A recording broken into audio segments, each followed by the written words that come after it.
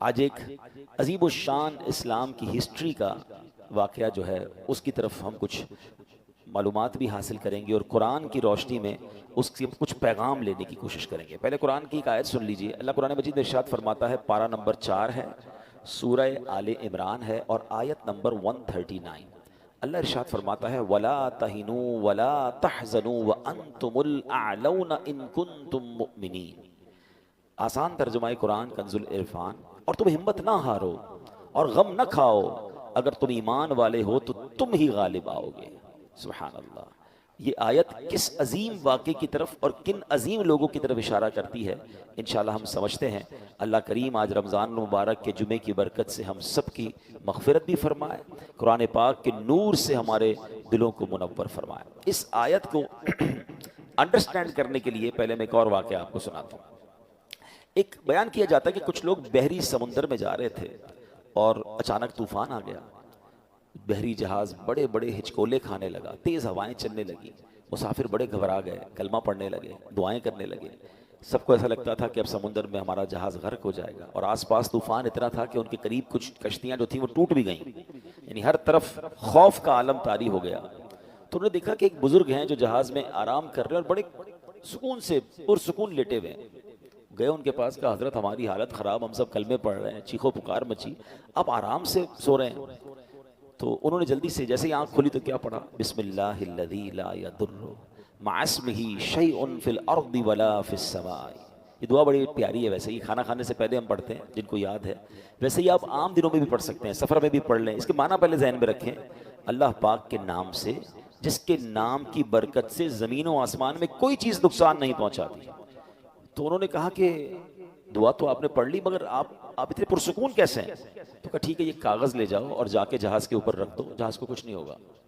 انہوں نے کہا ہم نے کاغذ لیا، بزرگ سے لگ رہے تھے، کوئی اللہ والے لگ رہے تھے، ہم نے جہاز پہ جا کے رکھا، جہاز کے جو اوپر ڈیک تھا، تو جہاز تھوڑی دیر بعد ایسا لگا کہ کسی نے اس کو بالکل آسانی سے کنارے سے لگا دیا۔ ہم نے جا کر جب اس پرچے کو کھولا اور دیکھا اس میں کیا تھا، تو اس میں کچھ اور نہیں تھا، اس میں اصحاب بدر کے نام لکھے ہوئے تھے۔ اللہ کریم نے اصحاب بدر کے ناموں کی برکت سے اس جہاز کو اس طوفان سے بچا لیا۔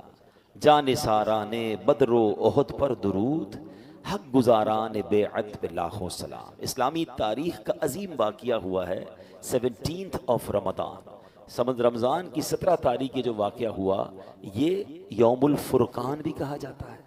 فرقان کہتے ہیں فرق کر دینا، اس دن ڈیسائیڈ ہو گیا تھا کفر اور اسلام کے درمیان۔ یہ ایسا ڈیسائیڈنگ مومنٹ تھا کہ جس سے اسلام کو وہ عروج ملا، کیونکہ پلاننگ کیا تھی کفار کی، آپ سمجھیے یہ مارکا ہے نا، اس کی بہت اہمیت، سگنیفیکنسی کیوں اتنی زیادہ ہے کہ اس وقت پوری دنیا میں صرف 313 مسلمان تھے، اور اس کو اس طرح سمجھیے کہ جس وہ جنگ بدر ہونی تھی تو رات نبی پاک نے بڑا گڑ گڑا کر رو رو کر اللہ کی بارگاہ میں دعا کی تھی کہ اے اللہ، اگر آج یہ مارے گئے تو پھر دنیا میں تیرا کوئی نام لینے والا نہیں ہوگا۔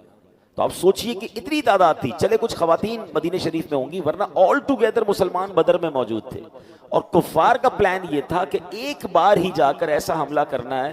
اتنی پریپریشن کے ساتھ گئے تھے کہ ان کو نیست و نابود کر دیں گے، اسلام ہی ختم ہو جائے گا۔ سارے صحابہ نبی پاک خود جنگ بدر میں موجود تھے۔ تو اس دن جو مسلمانوں کو غیبی مدد ملی اور عروج ملا، اور اس دن جو فتح ملی، اس نے رہتی دنیا کے کفار پر، رہتی دنیا کے دشمنان اسلام کو یہ میسج دیا کہ جب اسلام کو مٹانے کی کوشش کی جائے گی تو جو ان کا رب ہے وہ غیب سے مدد فرماتا ہے، اور اس مارکے میں جو اس کی اہمیت اور بڑھی کہ اس میں فرشتوں کے ذریعے مسلمانوں کی مدد کی گئی۔ اب اس لڑائی کے بارے میں یاد رہے کہ بخاری شریف کی حدیث ہے، یہ جو صحابہ تھے نا، میں نے بھی آپ کو جو واقعہ سنایا کہ اصحاب بدر کے ناموں سے اتنا بڑا برکت کیوں ملی، تو بخاری اور مسلم کی روایت میں ہے کہ ایک بار جبریل امین نبی پاک علیہ الصلوۃ والسلام کی بارگاہ میں آئے اور عرض کرتے ہیں، یا رسول اللہ، آپ اصحاب بدر کو کیسا سمجھتے ہیں؟ تو فرمایا، من افضل المسلمین، یعنی غزوہ بدر میں شریک ہونے والے صحابہ سب مسلمانوں میں افضل ہیں۔ تو عرض کیا، یا رسول اللہ، جبریل امین عرض کرتے ہیں، یا رسول اللہ صلی اللہ علیہ وسلم، وہ فرشتے جو غزوہ بدر میں حاضر ہوئے تھے، ہم فرشتوں کے درمیان بھی ان کا یہی مقام ہے۔ یعنی اللہ نے، جس طرح ہم کہتے ہیں نا کہ اصحاب بدر کا مرتبہ تمام صحابہ میں ٹاپ آف دا لسٹ ہے، تو جو فرشتے نبی پاک اور ان کے ساتھیوں کی مدد کے لیے آسمان سے نازل ہوئے، اللہ کے تمام فرشتوں میں ان فرشتوں کو بھی فضیلت عطا فرما دی گئی ہے۔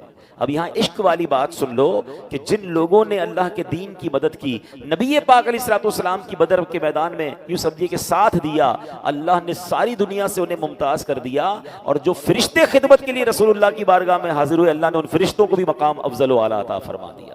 تو پتہ چلا کہ سرکار دو عالم علیہ الصلوۃ والسلام وہ عظیم ہستی ہیں کہ جو ان کا ساتھ دے، جو ان کے ساتھ یوں سمجھے سپورٹیو رول جس نے کردار ادا کیا، اللہ نے یہ مقام دیا۔ اور اگر اس کی ایک جھلک دیکھنا چاہیں تو آج بھی دنیا میں جو نبی پاک کا نام لیتا ہے، دین کی خدمت کرتا ہے، سچا عشق رسول پھیلاتا ہے، نبی پاک سے محبت کی بات کرتا ہے، اللہ آج اسے بھی عروج عطا فرماتا ہے۔ سبحان اللہ۔ وہ شاعر کہتے ہیں نا، ان کے جو غلام ہو گئے وقت کے امام ہو گئے، ان کے جو غلام ہو گئے وقت کے امام ہو گئے، نام لیوا ان کے جو ہوئے ان کے اونچے نام ہو گئے۔